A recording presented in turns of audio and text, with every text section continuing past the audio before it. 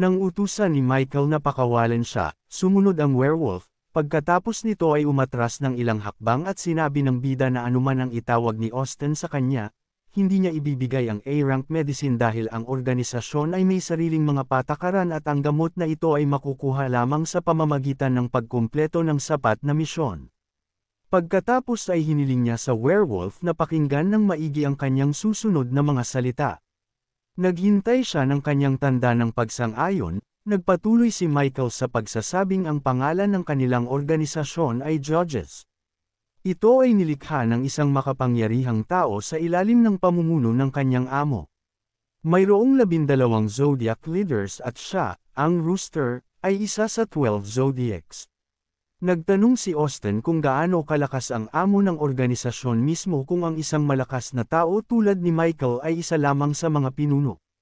Sinabi ng bida sa werewolf na huwag subukang hulaan dahil ang kanyang amo ay hindi madalas magpakita at napakahiwaga. May tunay na interes sa kanyang mga mata, nagtanong si Austin kung paano siya makakakuha ng kanyang mga tagumpay ng mabilis. Sumagot si Michael na hindi siya kailangang mag-alala tungkol doon dahil mayroon na siyang unang misyon para sa kanya.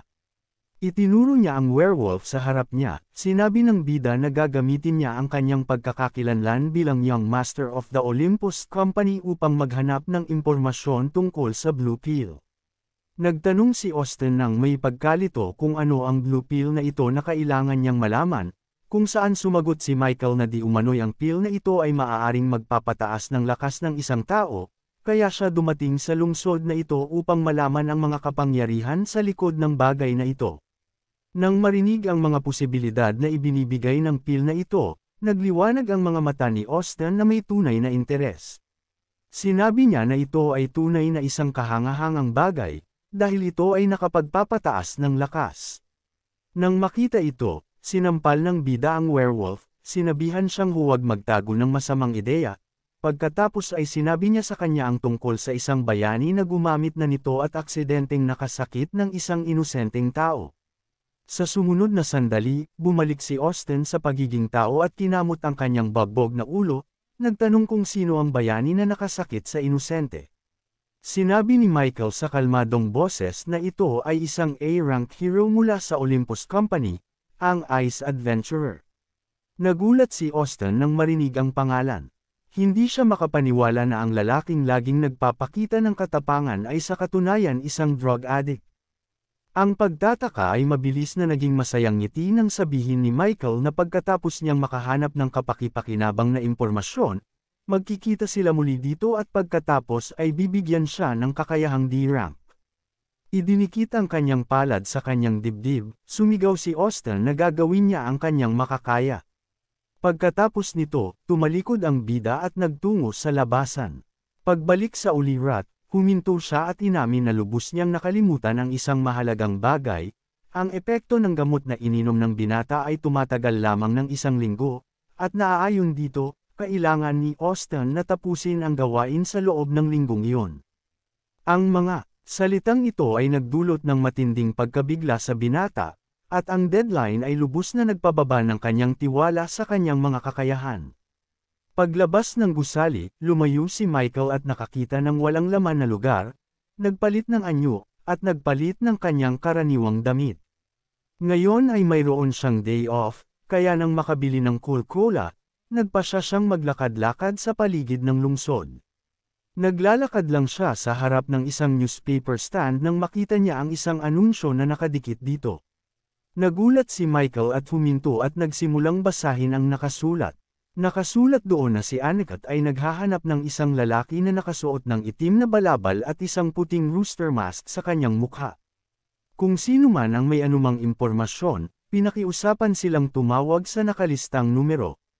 Ang pagtataka ng ating bida ay napakalaki na nabulunan pa siya sa kanyang cola, nabuhos ito sa isa sa mga dingding ng stall, na nagdulot ng galit ng nagtitinda. Humingi ng paumanhin si Michael sa lalaki at nagmadaling umalis doon. Dinala niya ang wanted poster sa kanya, patuloy na pinag-aaralan ito habang naglalakad. Naisip niya na hindi niya inakala na ang dalaga na ito ay may kakayahang gawin ang isang bagay na tulad nito. Biglang huminto ang binata nang makita ang ilang mga lalaki na kinukuha ang isang dalaga na pamilyar sa kanya papunta sa isang alley. Tiningnan niya ng mas malapit, nakilala niya si Ana. Nagpasya siyang sundan sila, sinusubukang unawain kung ano na naman ang pinasukan ng dalaga na ito.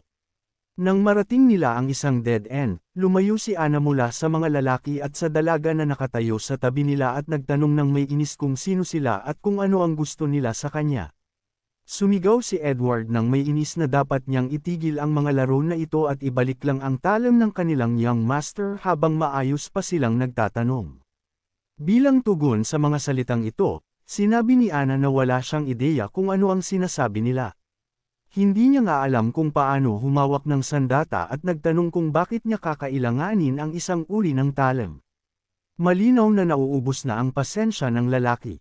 Binalaan niya siya ng huling beses na huwag magpakitang gilas dito dahil alam niyang perpektong sa lahat ng oras na ito ay nilalaro ni Ana ang kanilang young master at sinasamantala ang kanyang pagiging inosente upang linlangan siya na nakawin ang kanyang talam na muramasa.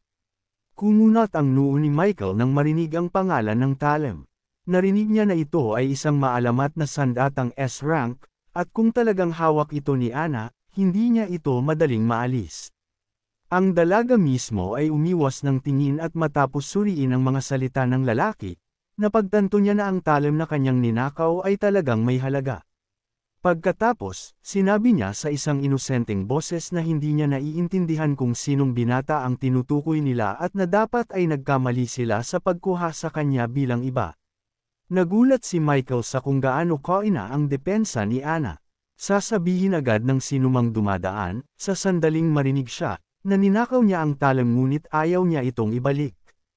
Ang dalaga na nakatayo sa tabi ng mga lalaki ay nagsabi na wala siyang nakikitang saysay sa patuloy na pag-aksaya ng kanilang oras sa walang kabuluhang pag-uusap. Oras na para magpatuloy sa mas mapagpasyang aksyon.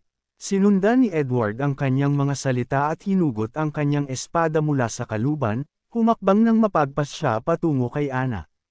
Ang kanyang kasama naman, na may hindi kapani-paniwalang bilis, ay nagtupi ng ilang selyo gamit ang kanyang mga kamay at lumikha ng isang double. Nang makita ito, nanlaki ang mga mata ng bida sa pagtataka at agad niyang napagtanto na ang dalawang ito ay nagmamay-ari ng isang hereditary type na kakayahan na higit sa C-rank. Sa mismong sandaling iyon, nagpatawag si Ana ng storage bag at kinuha ang isang B-rank fan mula doon, sumigaw na hindi siya isa sa mga madaling matatakot. Itinaas niya ang pamaypay sa itaas ng kanyang ulo at iwinagayway ito ng buong lakas.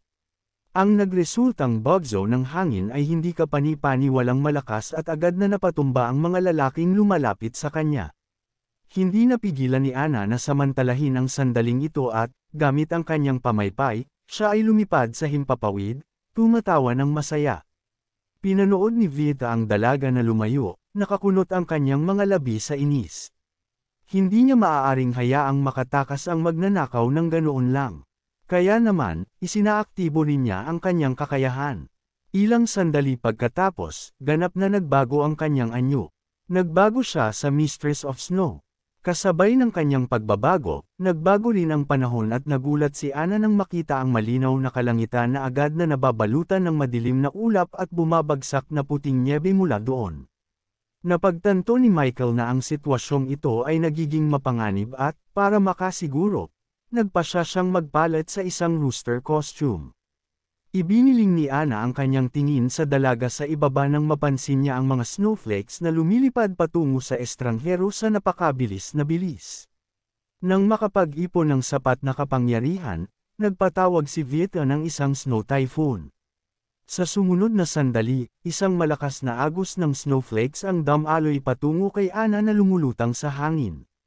Nang makita ito, lubos na natakot si Michael para sa dalaga. Napansin ang hindi pangkaraniwang pangyayari, masiglang itinaas ng mga dumadaan ang kanilang mga ulo, pinapanood ang labanan sa pagitan ng dalawang dalaga. Kabilang sa kanila ay isang reporter na agad na nagsimula ng isang live broadcast kung saan iniulat niya na isang matinding labanan ang nagaganap sa estasyon ngayon at kung may kahit isang bayani sa malapit, kailangan lang niyang tumulong sa kanila. Samantala, nahabol ng snowstorm ni Vieta si Anna at sa isang malakas na bagyo ay ibinalik siya sa ibaba. Agad na nahulog ang dalaga mula sa taas, matinding tumama sa matigas na aspalto. Itinaas ang kanyang ulo, nakita niya si Violeta na nakatayo sa ibabaw niya. Nagtatanong na may banta sa boses kung ibabalik ba ngayon ni Anna ang ninakaw na bagay. Tumayo ang dalaga at kumuha ng dalawang maliit na kutsilyo mula sa kanyang bag, na may ngiti sa kanyang mga labi, nagtatanong kung alin sa mga talam ang nawala sa kanila, ang pilak o ang ginto. Tiyak na ibabalik niya ang nawalang bagay. Walang intensyon si Vieta na ipagpatuloy ang paglalaro sa kanya at sa isang babalang kilos ay agad niyang pinatigas ang mga paa ni Anna, hindi siya pinayagang gumalaw. Pagkatapos ay sinabi niya na dapat maging mas tapat ang dalaga kung ayaw niyang mabasag ang kanyang mga nagyayelong binti sa libu-libong maliliit na piraso. Si Anna, na may tiwala sa kanyang mga mata, ay sumagot na hindi siya kailanman maloloko sa mga nakakaawang panloloko na iyon at, kumuha ng isang mahabang talam mula sa kanyang bag, idinagdag na nakuha niya lang ito salamat sa kanyang mga kasanayan at hindi niya ito kailanman itatapon ng ganoon kadali. Sa sumunod na sandali, itinapon niya ito sa kung saan sa likod ni Vieta at sumigaw na ang talam na ito ay pag-aari na ngayon ni Michael. Ibinibigay niya ito ng walang bayad. Madaling nahuli ng bida ang sandata na itinapon sa kanya at sinabing hindi niya inasahan ang mas mababa sa kanya, pinupuri ang kanyang obserbasyon. Gayunpaman, nang tingnan niya ang talam na nakuha niya, sumigaw siya sa inis na walang sinuman ang mga ngailangan ng ganoong kaluma na sandata, kahit na inalok pa ni Anna na kunin ito kapalit ng pera. Sumagot ang dalaga na ito ang dahilan kung bakit niya ito kinuha, hindi kailanman naisip na siya ay hahabulin dahil sa kalaw-angin at malambot na talam na ito. Napagtanto na ang kasama ni Anna ay nagtatago dito sa lahat ng oras, sumigaw si Vieta sa mga lalaking nakatayo sa tabi na atakihin ang binata. Agad silang nagmamadaling isagawa ang kanyang utos at maraming clones na may shuriken sa kanilang mga kamay ang lumipad patungo kay Michael. Sumigaw si Paul na wala pang sinuman ang nakaligtas doon. Si Michael ay nanatiling walang galaw sa buong panahon, nararamdaman na sinisipsip ng talam ang kanyang kapangyarihan. Ito ay walang alinlangan na nagpatakot sa kanya, ngunit interesado siyang malaman kung ano ang halaga ng maalamat na talam na ito. Biglang may maliit na panginginig na dumaan sa kanyang katawan. Gumalaw ang kanyang katawan ng mag-isa, na nagdulot ng malaking pagtataka sa ating bida. Sa ilang pagwasiwas, tiyak na nalampasan niya ang lahat ng clones. Ang parehong kapalaran ay nangyari sa orihinal, na ang mukha ay nagpakita ng tunay na pagkalito sa nangyayari. Si Michael ay talagang nalilito at hindi naiintindihan kung ano ang nangyayari. Gumapang si Edward sa likod niya na may talam na itinaas upang umatake, layunin nitong patayin siya, ngunit sa huling sandali ay nakatalon si Michael sa tabi, sinagip ang kanyang buhay. Habang mas mahigpit niyang hinawakan ang espada, nagsimulang lumabas ang isang kulay ube na aura mula sa talam. Ilang sandali pagkatapos, naging nakikita ito sa mata at umabot sa espada, iniiwan ang mga kislap ng kulay ube na apoy. Nanlaki ang mga mata ni Vieta sa pagkabigla sa paningin. Nawala si Michael at sa sumunod na sandali ay lumitaw sa tabi ni Edward, naghatid ng isang nakamamatay na atake. Sa panahon ng atake na ito, nagawa niyang hawakan ng lalaki ng hindi napapansin at kunin ang kakayahan mula sa kanya, ang kakayahang freestyle Sun Moon Blade. Ang nakuha niyang kakayahan ay C-rank at pinayagan siyang i-aktibo ang kapangyarihan ng talam upang labanan ang mga kaaway. Biglang may maliit na panginginig na dumaan sa kanyang katawan. Napagtanto ni Michael na masyadong nasipsip ng espada ang kanyang lakas at magiging mahirap para sa kanya na magtagal. Sa mismong sandaling iyon, maraming ice needles ni Vieta ang nakadirekta sa kanya.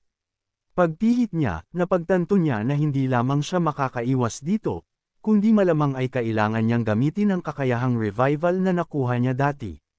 Nang sumiklab ang isang malakas na sinag ng berdeng ilaw sa kalangitan, isang bagong alon ng pagtataka ang bumalot sa mga tao.